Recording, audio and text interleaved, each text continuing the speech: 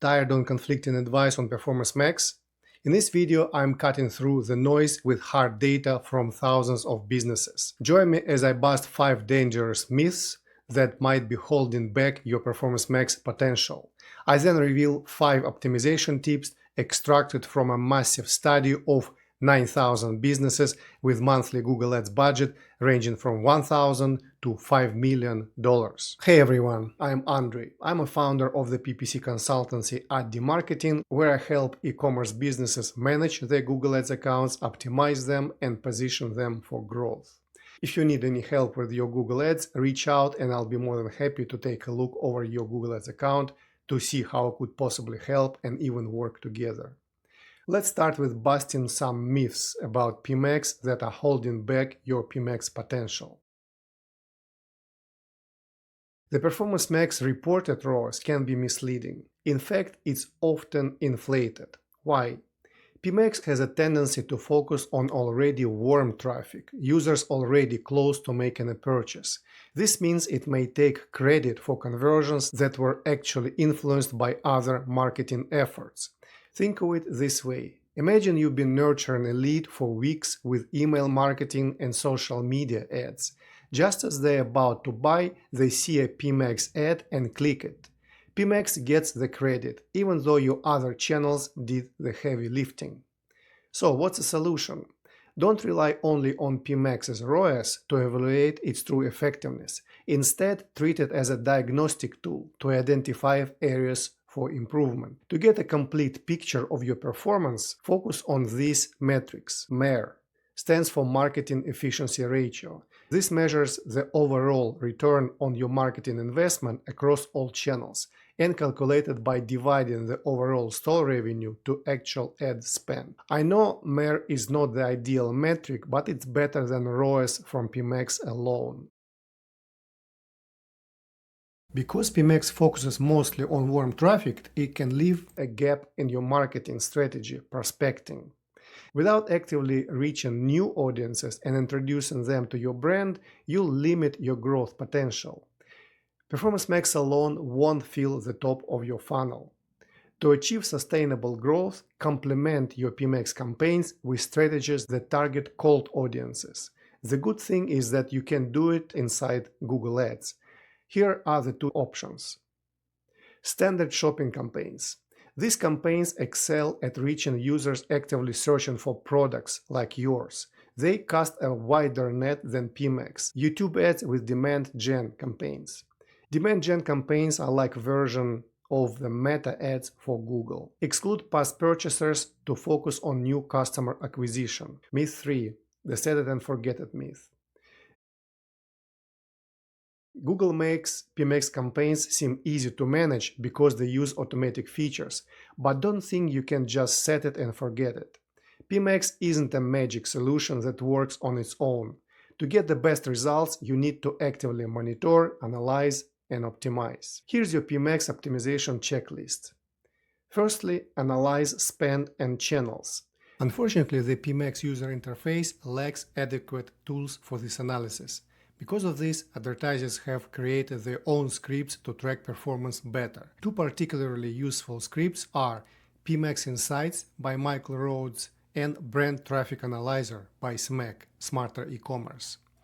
The Pmax Insights script helps you understand budget allocation and identify performance discrepancies across channels like shopping, search, display, and video. The Brand Analyzer script monitors the percentage of branded traffic driven by Performance Max and identifies potential cannibalization from other campaigns.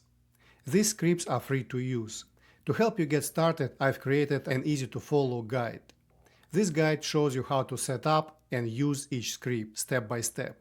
You can download this guide by clicking the link in the video description. Regularly review the search terms report to understand user intent and refine your targeting. Evaluate assets. Continuously assess the effectiveness of your ad assets and make adjustments to improve their performance. To do that, go to Campaigns, Assets, then filter by the asset type. Don't compare assets across asset types. Monitor placements. Keep a close eye on where your ads appear and exclude irrelevant or low-performing placements. I've made a video explaining how to detect and apply placement exclusions. Also, assess cross-campaign impact. Analyze how Pmax affects the performance of your other Google Ads campaigns. Are there any signs of cannibalization or performance shifts? Performance Max campaigns don't work alone. They're great at capturing warm traffic, but they affect and get affected by your other marketing channels. If you ignore how everything works together, you might miss out on better results and opportunities. Here's why looking at the big picture matters. Meta ads and Performance Max work together. These campaigns often target the same people. It's important to check how they affect each other to avoid wasting money and get the best results. SEO helps Performance Max. Good SEO brings more people to your website naturally. This can make your Pmax campaigns work better by showing ads to them. Email marketing impact. Email campaigns can nurture leads and drive warm traffic to your website. When these people see your Performance Max ads later, they're more likely to buy. Channel overlap. Understanding how Pmax interacts with other channels helps you spend your money wisely and avoid having your ads compete with each other. To summarize, think of Pmax as just one part of your marketing plan, not the entire solution. And finally, look at overall results. Don't just focus on ROAS from Pmax. Instead, pay attention to your total revenue and how efficiently you're spending your marketing budget overall. Many people believe that optimizing Pmax campaigns is simple. They think you just need to add some assets, set a conversion goal, and let Google's AI do the magic. Doesn't work like that. Especially because Pmax is automated and gives you less control, you need to be more attentive and geeky in your analysis and optimization. Here's what you should do. Use the scripts mentioned above. Look at how Pmax affects your overall marketing.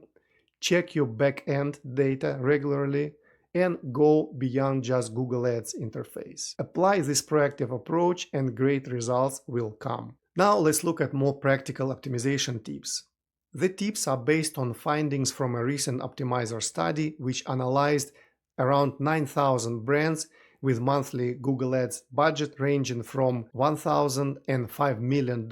And these tips have worked for my clients as well. When setting up Pmax campaigns, consider how many asset groups you use. Here's what you need to know.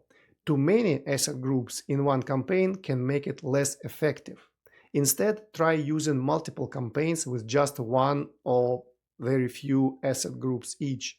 This approach gives you better control over budgets, negative keywords, targeting, and understanding performance. However, before you split your campaign, make sure each new campaign would have enough conversions to work well, which brings us to the tip number 2. This was arguably the most significant finding on the study. We've known for a while that Pmax campaigns need a good number of conversions to work well. This study reinforced this notion. It showed that campaigns with at least 60 conversions tend to perform a lot better and have more consistent results than those with fewer conversions. But what if you're not getting enough monthly conversions? In this case, consider using micro-conversions. I discussed this strategy in another video. Third, use maximize conversion value bidding for better returns. The study found that advertisers using this method usually get a higher ROAS compared to those using maximize conversions. This approach focuses on revenue generation rather than just increasing the number of conversions, which is particularly important for e-commerce brands. Be careful not to limit your Pmax campaigns too much. The study found businesses that use too many exclusions or tightly defined audiences often limit the potential of the Pmax campaigns.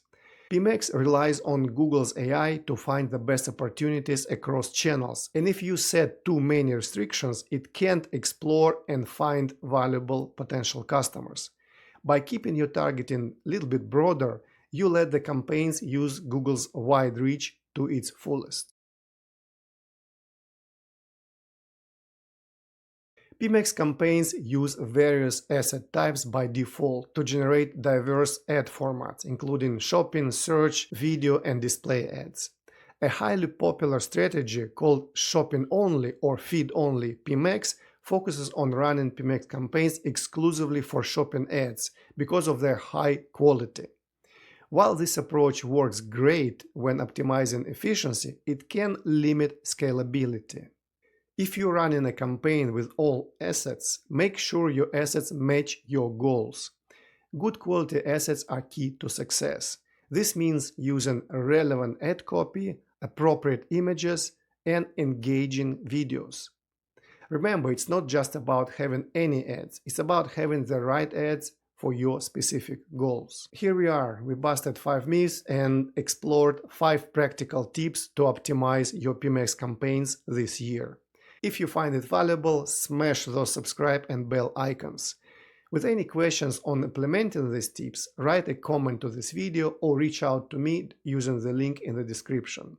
And I'll be more than happy to take a look over your Google Ads account to see how I could help and possibly even work together. Thank you and have a great day.